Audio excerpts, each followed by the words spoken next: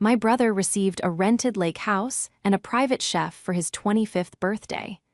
I got a stale grocery store cupcake and a lecture on gratitude. They didn't realize I held the reservation confirmations for their entire trip, so I quietly canceled everything and boarded a plane. Before we continue today's story, we have an urgent announcement to make. Due to technical issues, we are pivoting towards another channel. Please subscribe to our new channel, Inherited Revenge. You can find the link in the video description, the pinned comment, and the collaboration tag on this video. Make sure to switch over now so you don't miss out. Thank you for your support. Now back to the story. I was physically shaking, my hands trembling beneath the mahogany dining table so violently that I had to clasp them together just to keep them still. It wasn't the cold. The restaurant was perfectly climate-controlled, smelling of expensive truffles and aged steak. It was the sheer, overwhelming exhaustion of the last 48 hours, compounded by a sudden, sharp blow to my chest that felt suspiciously like heartbreak. I had just spent the last week running on 4 hours of sleep a night. As a senior event planner for one of the city's top firms, my life was a constant stream of logistics, vendor negotiations, and crisis management. Usually, I was paid handsomely for this, but for this particular event, my brother Ryan's 25th birthday extravaganza, I had been working pro bono. Or rather, I had been working for the currency of familial duty, a currency that seemed to undergo hyperinflation every time I tried to cash it in. "Happy birthday, son," my father Mason boomed, his voice carrying that jovial, performative quality he always adopted when he was trying to impress the waitstaff. He stood up, raising a crystal flute of champagne. "To a quarter-century of brilliance, we are so proud of the man you've become." Ryan, looking every bit the golden boy with his perfectly gelled hair and the designer watch I knew he hadn't paid for, grinned lazily. "Thanks, Dad. Seriously, this whole week is going to be sick."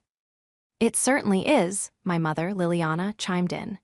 She reached over and squeezed Ryan's hand, her manicured nails digging slightly into his skin in a gesture of possessive adoration. "A week at the Lakeview Lodge. Just imagine. The boat rental, the private chef coming in on Thursday. You deserve every bit of it, sweetie."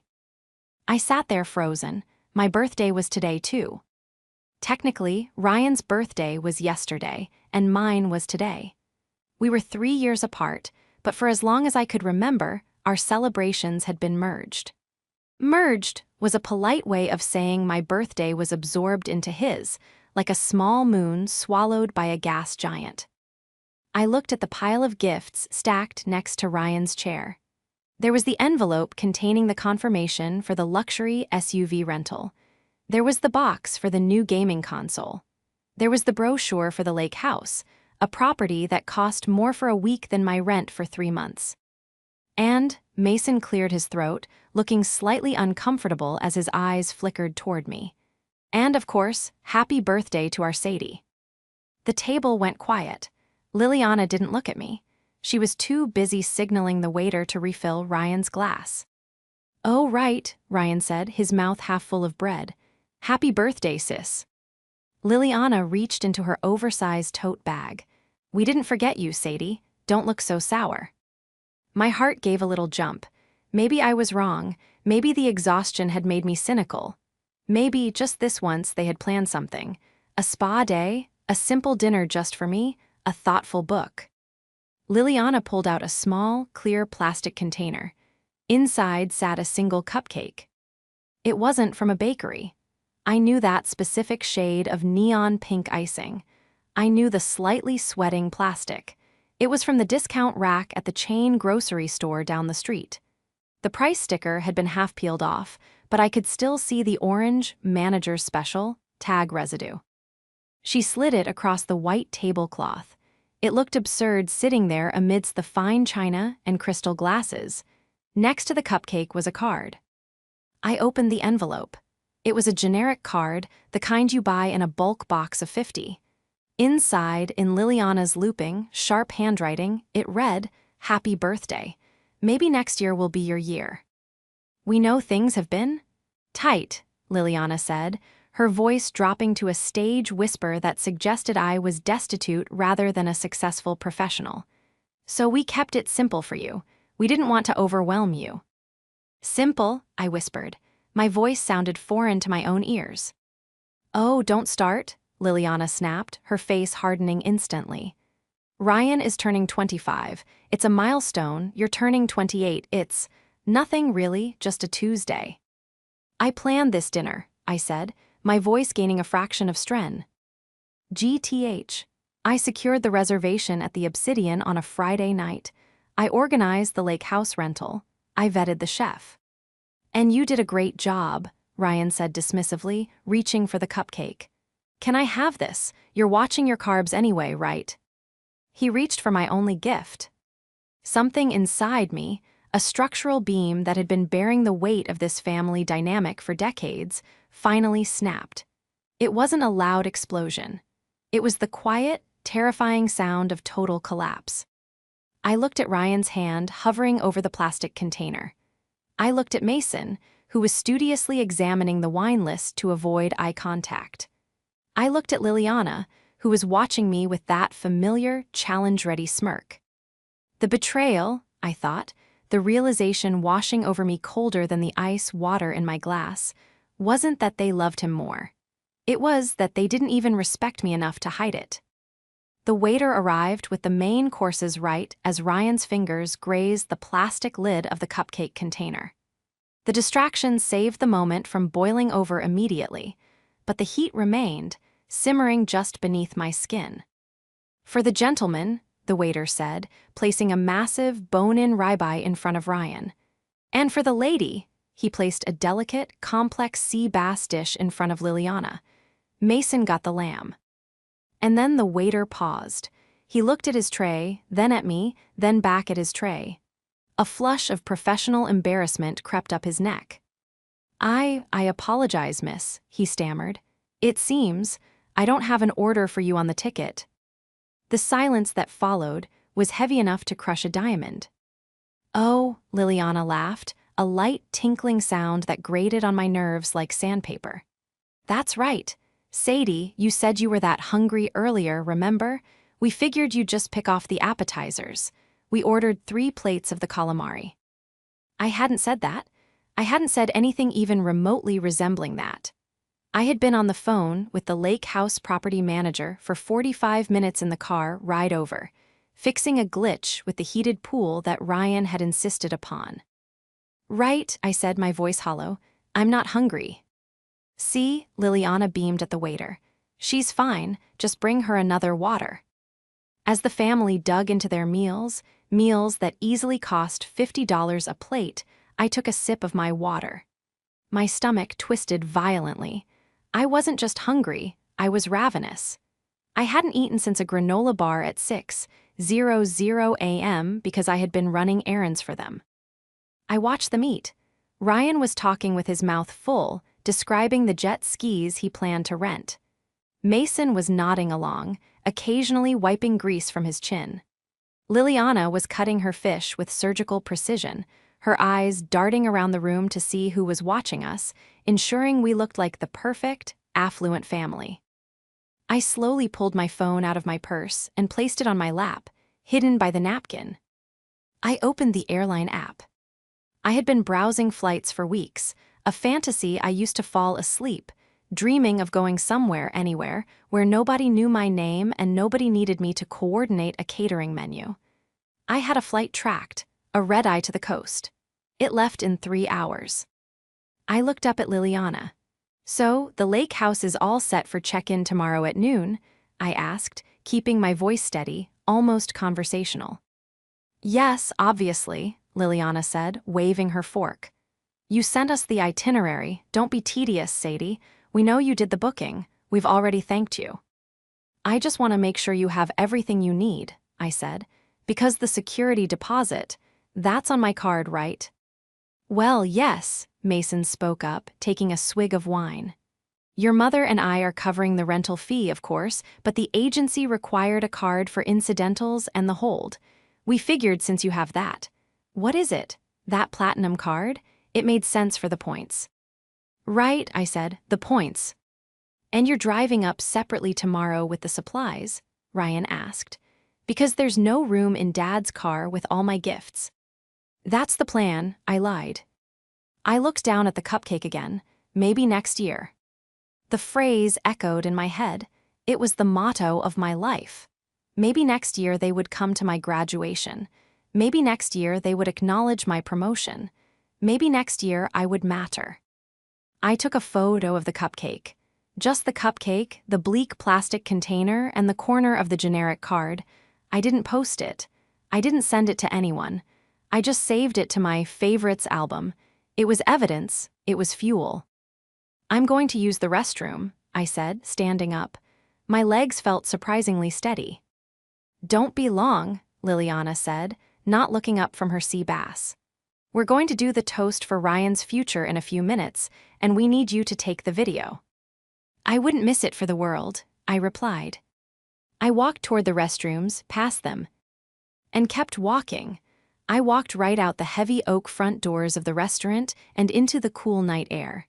The valet saw me and perked up. "Retrieving your car, ma'am." "No," I said, pulling up the Uber app. "I'm not coming back." I got into the waiting car 3 minutes later. As we pulled away, my phone buzzed. A text from Mason. "Dad, where are you? The waiter is asking if we want dessert coffee. Mom is getting annoyed." I didn't reply. I just looked out the window as the city lights blurred. They had forgotten one crucial thing. In the world of high-end event planning, the person who holds the reservation holds the power. And I held every single confirmation code, every security deposit, and every access pin for their entire week. They thought I was just the secretary. They were about to learn I was the CEO of their vacation. To understand why a store-bought cupcake was enough to make me sever ties with my entire biological family, you have to understand the 28 years that preceded it. My childhood wasn't tragic in the Dickensian sense. We weren't starved or beaten. We were upper middle class. We had a nice house in the suburbs, 2 cars, and annual vacations. But within the walls of that nice house, there was a caste system as rigid as stone. Ryan was the prince, I was the staff. When Ryan broke a neighbor's window with a baseball, Liliana blamed the neighbor for putting a greenhouse so close to the fence. When I got a B+ in AP Calculus, Mason asked why I couldn't focus like Ryan, who was currently failing remedial math, but was a creative genius who shouldn't be stifled by grades. The dynamic shifted when I turned 18. I realized that if I couldn't buy their love with achievement, I would buy it with utility. I became useful. I became indispensable. I became an event planner because I had been training for it my whole life. Managing Liliana's moods, organizing Mason's schedule, cleaning up Ryan's messes, it was all just project management. By 25, I was handling 6-figure weddings and corporate retreats. And I used those skills for them. When Ryan got a DUI at 21, I was the one who found the lawyer, paid the retainer, and organized the community service to make it look like voluntary philanthropy for the court. When Mason and Liliana wanted to renew their vows, I planned the entire ceremony, negotiated the venue down by 40%, and stayed sober the whole night to manage the vendors.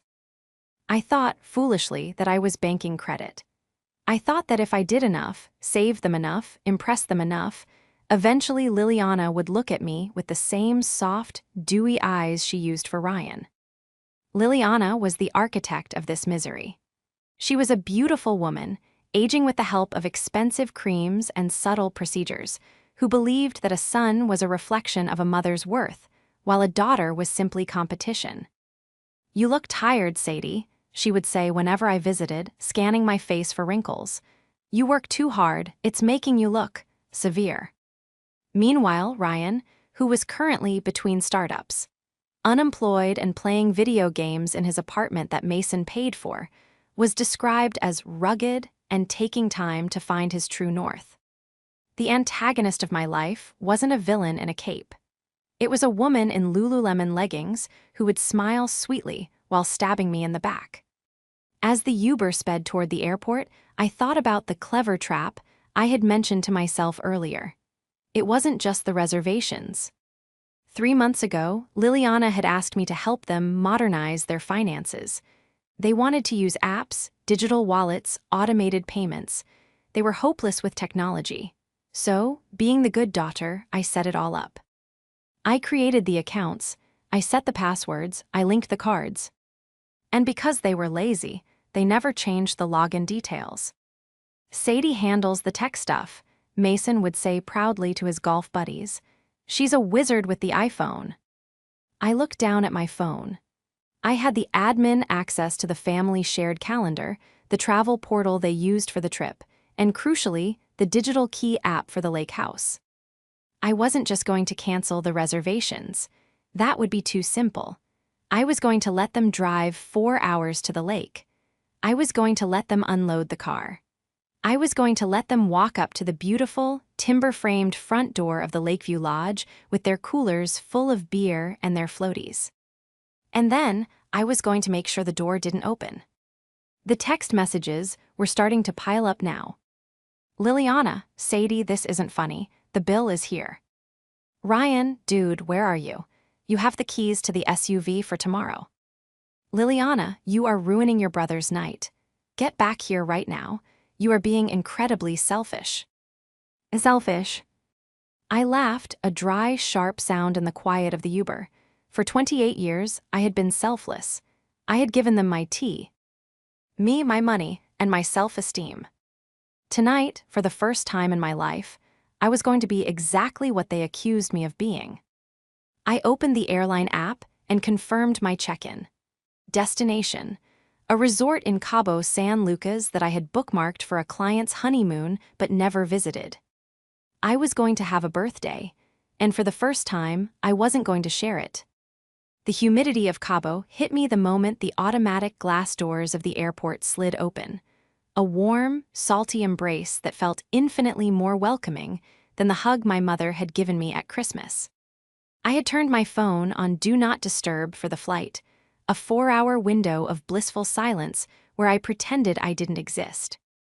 But now, as I sat in the back of a private shuttle, an unnecessary expense I had booked purely out of spite, I watched the notifications stack up on my lock screen like a game of Tetris I was destined to lose. 14 missed calls from Mom. 8 missed calls from Dad. 3 texts from Ryan. Yo, did you leave with the keys to the SUV? Not cool. I didn't open them. Instead, I opened the confirmation email for my hotel, the Azure Breathless Resort, adult only, all-inclusive. When I arrived, the concierge greeted me with a cold towel and a glass of hibiscus tea. Welcome, Miss Sadie. We have you in an ocean view suite for 5 nights. Is there anything special you are celebrating? I took the glass, the condensation cool against my palm. My birthday, I said, the words feeling strange in my mouth, and a retirement. Retirement? He asked, tilting his head politely. You seem quite young for that.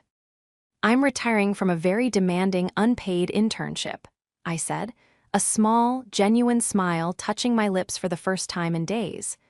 I'm hoping the severance package is peace of mind. Once I was in the room, a sprawling expanse of white linens and marble floors that opened onto a balcony overlooking the Pacific, I didn't immediately run to the beach. I didn't order a margarita. I did what I always did. I set up a command center. I opened my laptop on the small round table on the balcony. The ocean roared rhythmically below, a stark contrast to the sterile silence of my apartment back home. I connected to the hotel Wi-Fi and logged into the family admin folder I had created 3 years ago. It was pathetic, really, how organized I was for them. I had a spreadsheet for their expenses, a shared calendar for their appointments, and a digital vault for their passwords because Mason couldn't remember a login to save his life. I navigated to the banking portal. I needed to see exactly what I was dealing with. I knew the lake house was expensive. I had booked it, after all, $4,000 for the week. But as I scrolled through the transaction history of the joint account I managed for household expenses, an account I contributed to monthly for emergencies, I saw something that made my blood run cold. Transaction: Gourmet Chef Services deposit $2,500. Transaction: Lakeview Boat Rentals $1,800. Transaction: Party City Custom Decor $450. I did the math quickly. They had spent nearly $5,000 on extras for Ryan's birthday. $5,000. And then I clicked on the Details tab for the chef charge. It wasn't just a deposit, it was a transfer to a personal Venmo account. Ryan's buddy, I whispered to the empty room. They hired his friend. I knew this friend. He wasn't a chef. He was a line cook at a burger joint who threw decent backyard barbecues. They were paying him $2,500 of family money that was supposed to be for house repairs or medical bills, to grill burgers for Ryan while I got a cupcake that cost less than a gallon of gas. The disparity wasn't just insulting, it was financial malpractice. I opened the Smart Home app next. This was the app that controlled the digital locks for the rental property. Because I had made the reservation under my profile to get the Superhost discount, I was the primary administrator. I saw the status: Lakeview Lodge, door locked, access code 1234 active. They were due to arrive in 3 hours. They would be tired. They would be hauling coolers of beer and bags of groceries. They would be expecting the code I had texted them, 1234, to work. I deleted the code. I created a new one, a random string of 6 digits that only I knew. Then I went to the reservation management page. I saw the Add Guest feature. I removed Mason. I removed Liliana. I removed Ryan. Technically, the reservation was in my name. Legally, I was the only person entitled to be on that property. By removing them, I wasn't just locking them out. I was ensuring that if they tried to break in or call the property manager, they would be flagged as trespassers. My finger hovered over the Save Changes button. A lifetime of conditioning screamed at me, "Don't do it. It's too mean. They're your family. Just take the high road." And I looked at the photo in my phone, the neon pink cupcake, the maybe next year. "No," I said aloud, the word catching in the salty breeze. "Not next year, today." I clicked save. I spent the next 3 hours by the pool, my phone buried deep in my tote bag. I swam laps until my muscles burned, trying to exorcise the guilt that was trying to cling to me like barnacles. It was a strange sensation, feeling guilty for stopping people from using you. It was a testament to how deep the indoctrination went. At 1:15 p.m., I went back up to the room. They should have arrived at the lake house 15 minutes ago. I poured myself a glass of sparkling water from the minibar and sat down on the edge of the bed. I took my phone out. The screen was black. I tapped it. It lit up with an explosion of notifications. 52 missed calls. 18 voicemails. 99 plus text messages. It had begun. I unlocked the phone. The messages were coming in so fast the screen was glitching. "Ryan, the code isn't working. What did you do?" "Liliana, Sadie, pick up the phone right now. We are standing in the driveway." "Mason, the owner says our names aren't on the list. Call me immediately." "Ryan, this isn't funny, Sadie. I have to pee, and the mosquitoes are eating us alive." I watched the texts roll in for a full minute, feeling a detached sense of fascination, like a scientist observing a chaotic chemical reaction. They were panicking. Not because they were in danger, but because for the first time in their lives, the red carpet hadn't unrolled itself before their feet. My phone rang again. It was Liliana. I took a deep breath, centered myself, and swiped accept. "Hello," I said, my voice calm, almost bored. "Sadie?" Liliana's voice was a shriek that distorted the speaker. "What is going on? We are at the lodge and the code doesn't work. The property manager says the reservation was modified. Fix it, now."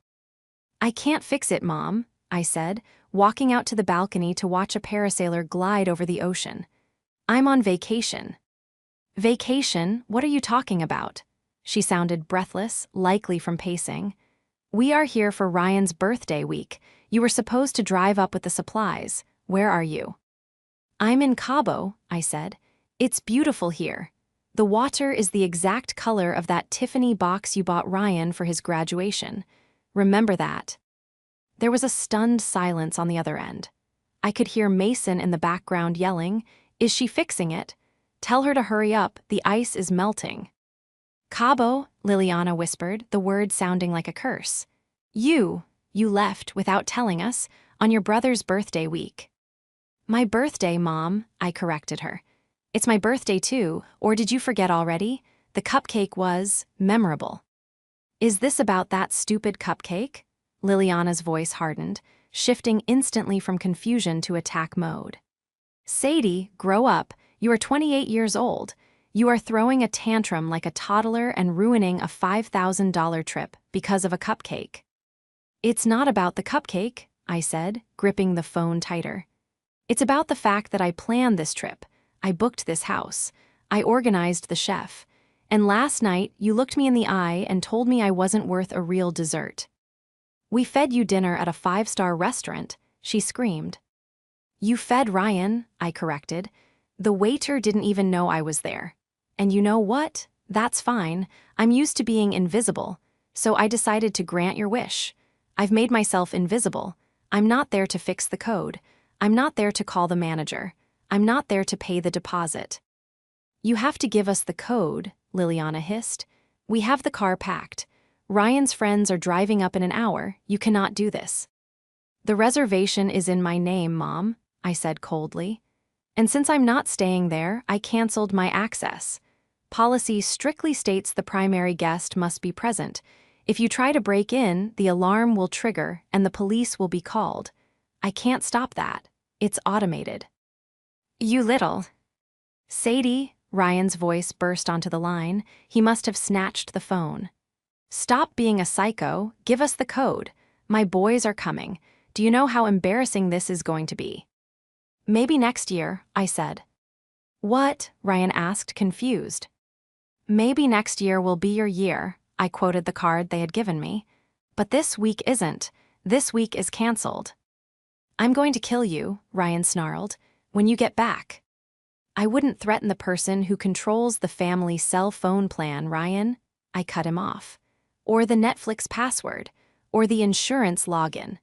Actually, you might want to check your data plan. I downgraded everyone to the basic tier this morning. Roaming charges might apply if you're trying to find a hotel." "Sadie, please," Mason's voice came on now. He was the negotiator, the enabler. "Let us be reasonable. We can talk about this. Just unlock the door and we'll get you a nice gift when we get back, a really nice one, promsy." The bribery, the last resort of a weak man. "I already bought myself a gift, Dad," I said, looking at the ocean. "And it cost exactly as much as the peace of mind I've been missing for 20 years. Goodbye." I hung up. Then I blocked the number. Not permanently, just for the next 24 hours. I wanted to enjoy my sunset without the buzzing. But as I sat there, the adrenaline fading into a shaky fatigue, I realized something.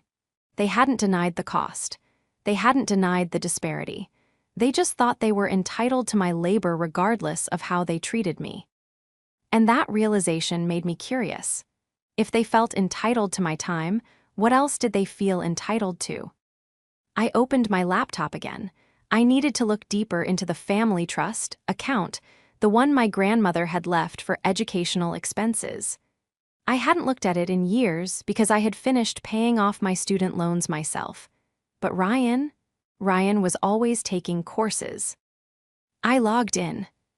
The balance was 0. The 0 stared back at me like a hollow eye.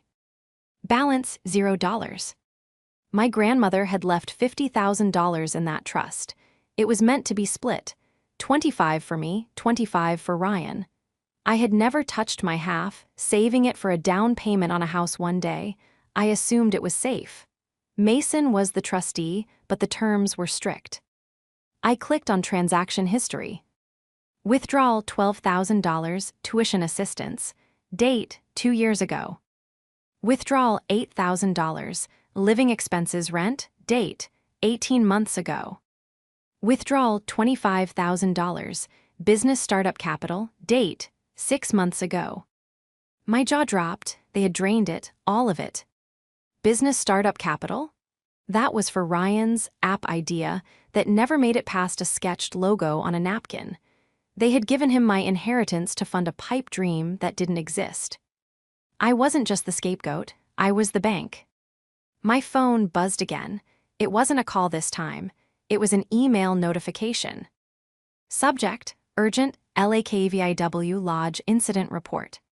From Property Management. Dear Ms. Sadie, we have received reports of individuals attempting to force entry into the rear patio door of the Lakeview Lodge. Neighbors have called the police. As the reservation holder, please advise if these are authorized guests. If not, we will proceed with trespassing charges. I stared at the screen. They were actually trying to break in. They were so desperate, so entitled, that they were risking arrest rather than admitting defeat and booking a Motel 6. I typed my reply. To Property Management. From Sadie. I am currently out of the country. No one is authorized to be on the property. Please handle according to your standard security protocols. I hit send. Then I went back to the bank records. I needed more. If I was going to burn this bridge, I wanted to nuke the foundations. I remembered that Liliana's iPad, the one I bought her for Christmas 3 years ago, was synced to my iCloud account because she didn't understand how to make an Apple ID. She used it for everything: recipes, Facebook, and iMessage. I opened the Find My app on my laptop. The iPad was pinging from a location on the highway, likely a rest stop where they were currently regrouping. I opened the Messages app on my MacBook. Because the accounts were linked, her messages populated in real time. I saw a group chat named Team Ryan pinned to the top. I wasn't in it. I clicked it. The timestamp was from last night during the dinner. Liliana, 7:14 p.m. She's wearing that awful gray dress again. She looks like a librarian. Ryan, 7:16 p.m. Just make sure she pays the tip. I'm saving my cash for the boat. Mason, 7:20 p.m. Don't worry, I told the waiter to put the wine on her tab if she offers. She always offers. Liliana, 7:45 p.m. The cupcake idea was genius, Lil. She didn't even complain. She's so desperate for attention she'll take anything. Ryan, 7:46 p.m. Lol, maybe next year. Brutal, love it. I read the messages twice. She's so desperate for attention she'll take anything. I felt a tear slide down my cheek, hot and fast. It wasn't sadness. It was the physical release of a delusion I had been holding onto for decades. The delusion that they loved me, but were just bad at showing it. They didn't love me. They mocked me. They stole from me. They used me as a punchline in a group chat named after the brother they worshipped. I screenshotted the entire conversation. Then I screenshotted the bank withdrawals showing the theft of my inheritance. I compiled them into a single PDF file. Then I composed a new text message. I unblocked them for this one moment. To Mom, Dad, Ryan.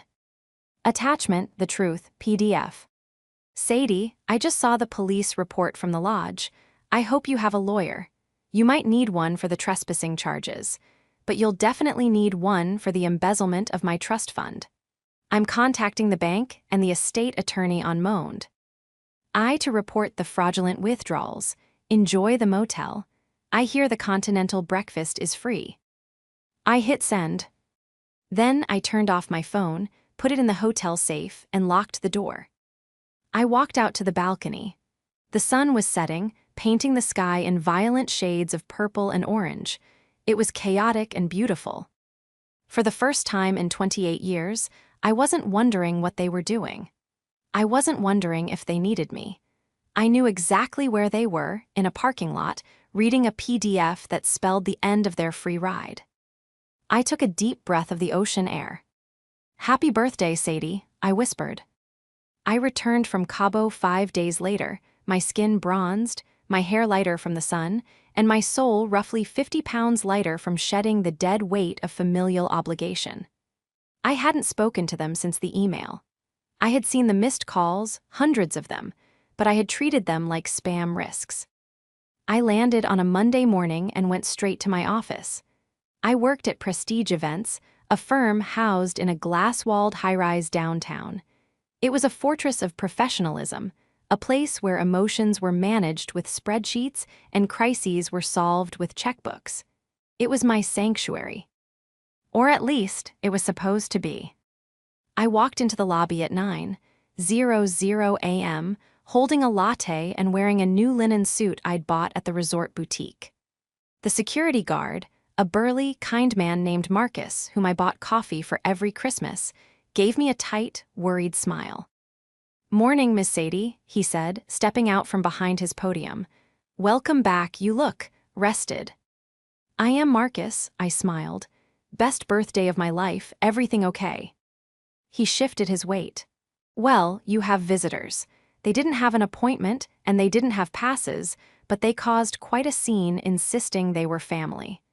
Management put them in the glass conference room by the elevators to keep them from yelling in the lobby."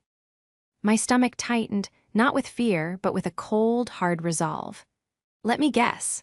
A woman in oversized sunglasses, a man looking at his shoes, and a guy in a hoodie who looks like he wants to punch a wall. "That's the description," Marcus nodded. "Do you want me to remove them?" "No," I said, adjusting my bag. "I want to finish this, but Marcus, keep the radio handy." I walked to the elevators. The conference room was visible to the entire lobby and the open-plan office on the mezzanine above. It was a fishbowl. Inside, they looked like refugees from a failed reality show. Liliana was wearing the same outfit she'd worn at the dinner, but it was wrinkled, and her hair was pulled back in a severe, greasy bun. Mason was slumped in a chair, rubbing his temples. Ryan was pacing, kicking at the leg of the mahogany table.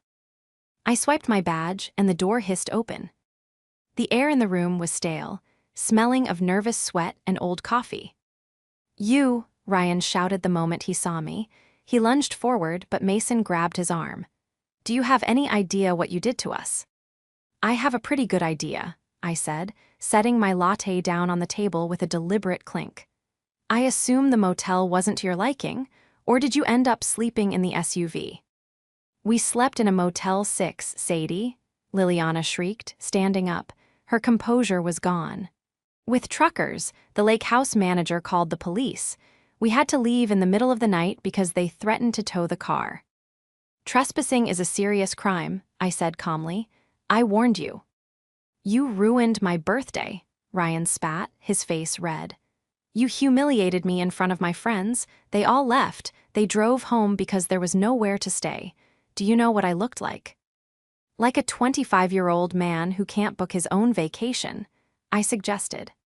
"Stop it," Mason slammed his hand on the table. It was the most authoritative he had been in years. "Enough bickering. Sadie, we are here to talk about this email, this PDF." "Ah," I said, leaning against the glass wall. "The audit." "It's a misunderstanding," Mason said, his voice dropping to a conspiratorial whisper. He glanced at the glass walls, aware of the eyes of my coworkers passing by. "The trust fund? We didn't steal it.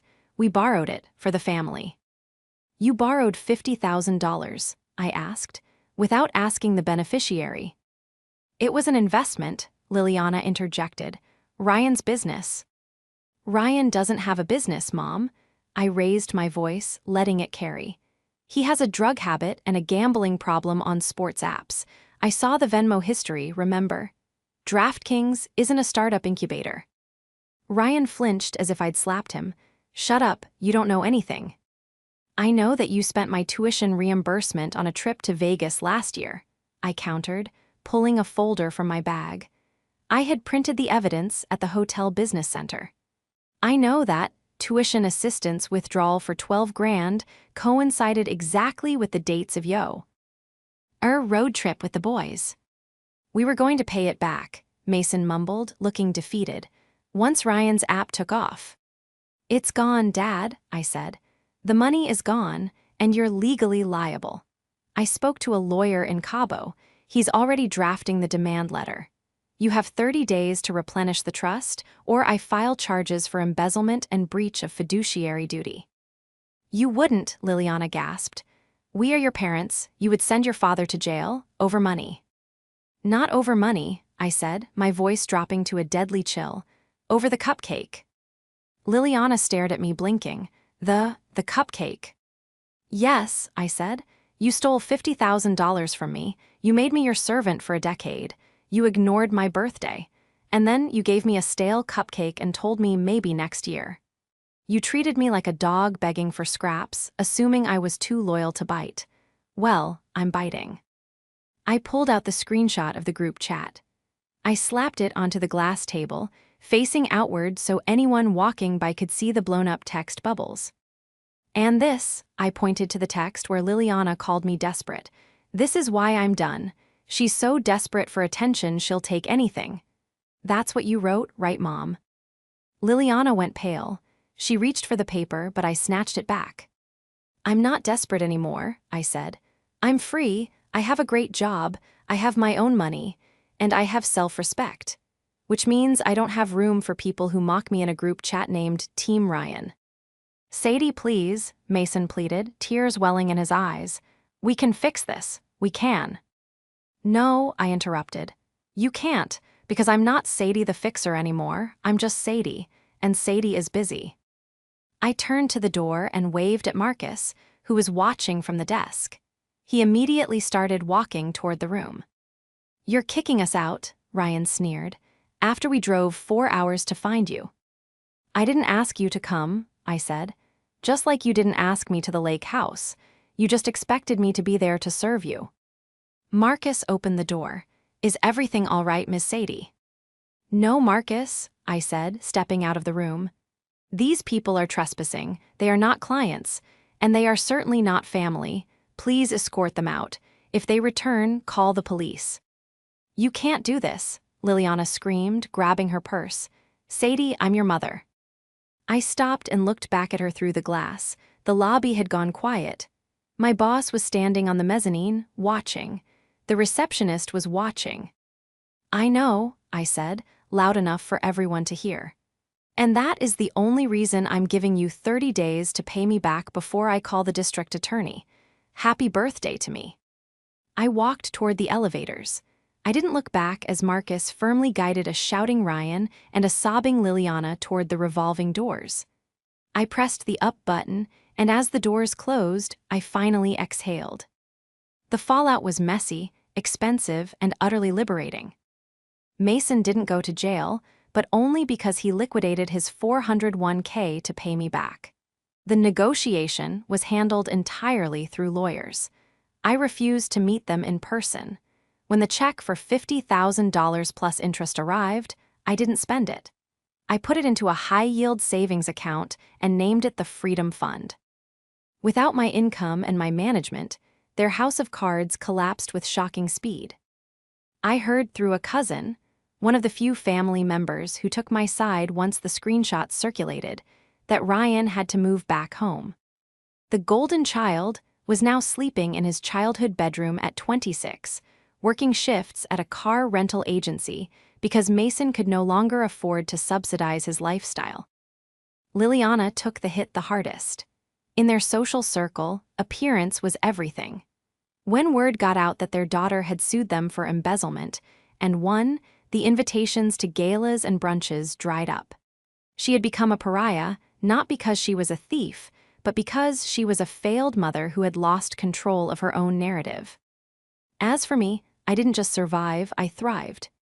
My boss, having witnessed the showdown in the lobby, called me into his office the next day. I thought I was going to be fired for the drama. Instead, he offered me a promotion to Director of Client Relations. I need someone who can handle high-pressure negotiations and isn't afraid to draw hard lines, he had said. The way you handled that was executive material. I spent the next year rebuilding my life from the ground up. I went to therapy. I reconnected with friends I had neglected because I was too busy planning Liliana's dinner parties. I started dating a man named Julian, an architect who actually asked me how my day was and listened to the answer. But the real test came exactly 1 year later. My 29th birthday. I woke up expecting the old ache, the phantom limb of rejection. But as I walked into the kitchen of my new apartment, a place I had bought with my own money, no trust fund required, I found Julian standing there. The counter was covered, not with expensive gifts or performative gestures, but with thoughtful things. A first edition copy of a book I loved, a framed photo of us from a hike, and in the center, a cake. It wasn't a store-bought cupcake in a plastic container. It was a homemade, slightly lopsided chocolate cake with vanilla frosting. I tried to make the icing look like a flower, Julian said, rubbing the back of his neck sheepishly. It looks more like a cabbage, but I promise it tastes good. I walked over and dipped my finger into the frosting. It was sweet, rich, and real. It's perfect, I said, feeling a warmth in my chest that had nothing to do with validation and everything to do with love. My phone buzzed on the counter. I glanced at it. It was a text from a blocked number. I knew it was Liliana. It was always Liliana on birthdays, trying to wiggle back in, trying to see if the door was unlocked. I didn't read it. I didn't wonder what it said. I didn't feel the urge to explain myself or argue. I simply pressed delete. Make a wish, Julian said, lighting the candles. I looked at the flame, dancing bright and hot. I thought about the girl trembling in the restaurant, staring at a neon pink cupcake. I thought about the woman standing in the glass conference room, demanding her worth. I don't need to wish, I said, blowing out the candles. I already got everything I wanted. I had my freedom, I had my justice.